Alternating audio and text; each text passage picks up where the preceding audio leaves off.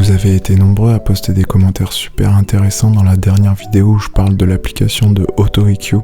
Si tu ne l'as pas vue, elle devrait apparaître sur l'écran et j'ai aussi mis le lien en description. Du coup, je m'étais dit que ce serait intéressant de faire une partie 2 où je clarifie certains points qui sont revenus dans les questions. Le premier point sur lequel je voulais revenir, c'est à propos de la courbe d'Harman. Donc pour fonctionner, le site AutoEQ utilise des curves target, cible, et la principale c'est la courbe d'Harman. Donc c'est une courbe de fréquence qui est perçue par la majorité des gens comme agréable, équilibrée et réaliste lors d'écoute au casque et aux écouteurs. C'est des tests qui ont été faits sur plein d'auditeurs et qui ont donné ce résultat-là. Elle a été mise à jour plusieurs fois. Alors je connais pas exactement les détails, mais c'est pour ça que vous pouvez en voir différentes avec par exemple différentes années. Comme vous pouvez le voir, elle n'est pas totalement plate. En fait, c'est parce que elle répond à différents effets psychoacoustiques, notamment le fait que le canal gauche et le canal droit ne se mélangent pas, comme une écoute dans la vraie vie. C'est pour ça notamment que vous pouvez voir qu'elle a un peu plus de basses et plus d'aigus.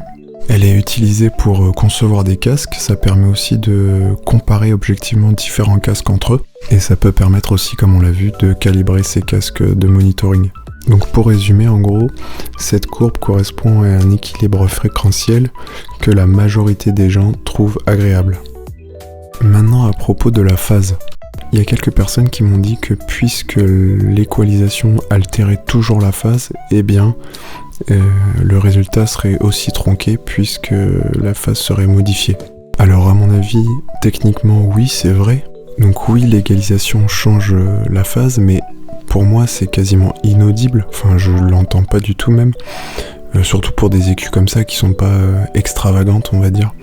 Si cela vous préoccupe, vous pouvez toujours vous mettre en phase linéaire ou naturelle. Alors le problème c'est que la phase linéaire elle met ce qui s'appelle du pré-ringing, donc ça fait un bruit bizarre avec un petit délai. Donc moi je fais pas ça, mais le natural phase par exemple du Pro-Q pour moi suffit tout à fait. Hein. Vraiment je perçois aucun changement à part les changements de la calibration. Donc oui, ça va peut-être modifier la phase un petit peu, mais je préfère ça que d'avoir un casque sans calibration en fait. Le point suivant est super intéressant et je l'ai découvert grâce à un commentaire de la dernière vidéo. Donc c'est quelqu'un qui m'a dit que en fait les points Q ne seraient pas les mêmes selon les EQ.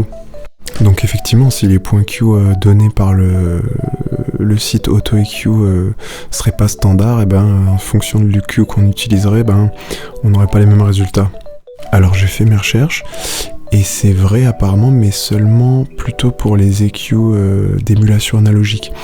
Parce qu'en fonction du constructeur, de la machine, etc., on n'avait pas les mêmes réponses en facteur Q. En revanche, pour la majorité des EQ numériques, elles suivent apparemment une espèce de norme. Alors je sais pas comment appeler ça, je vais pas rentrer dans les détails, mais elles suivent un réglage qui est équivalent pour la majorité des EQ.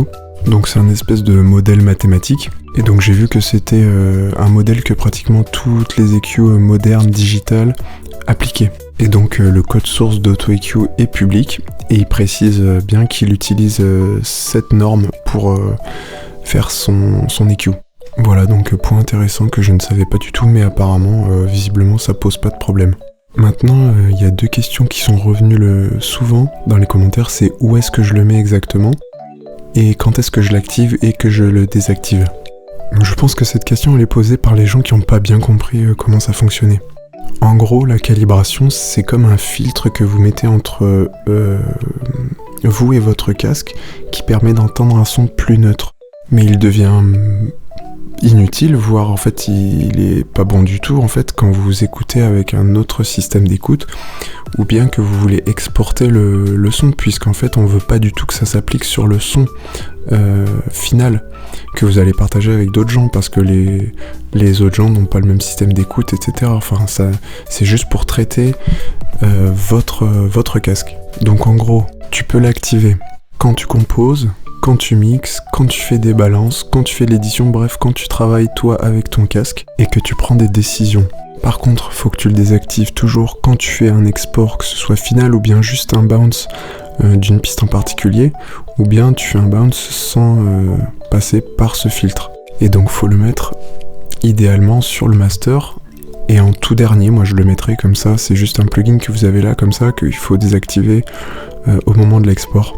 Et sinon il s'applique sur rien d'autre. Parce que si vous commencez à l'activer sur des groupes par exemple, mais en fait vous allez plus savoir où il est, peut-être des groupes vont être filtrés par la calibration et d'autres non, alors ça va se mélanger, donc vraiment mettez-le sur le master je pense. Donc dans les commentaires on m'a parlé de plusieurs alternatives que je connaissais et d'autres non. Je vais parler de deux principalement, donc la première c'est SonarWork, effectivement c'est la plus connue, hein.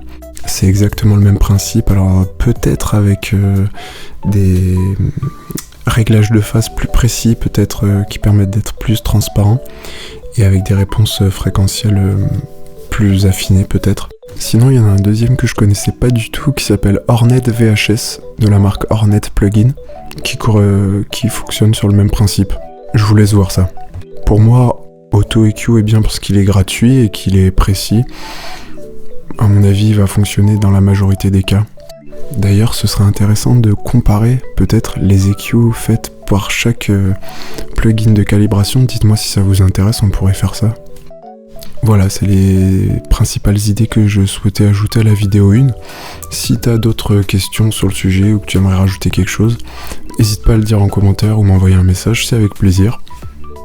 Vous avez été nombreux à voir la vidéo précédente, vous avez liké, commenté, il y a plein de gens qui se sont abonnés, donc merci beaucoup, ça me fait super plaisir. C'est vraiment top pour le référencement, donc merci beaucoup, ça m'encourage aussi à continuer. Si vous avez des sujets sur lesquels vous aimeriez que je parle sur la chaîne, n'hésitez pas à me le dire en commentaire. Sinon j'ai d'autres sujets en réserve sur lesquels j'ai envie de m'exprimer, qui arrivent.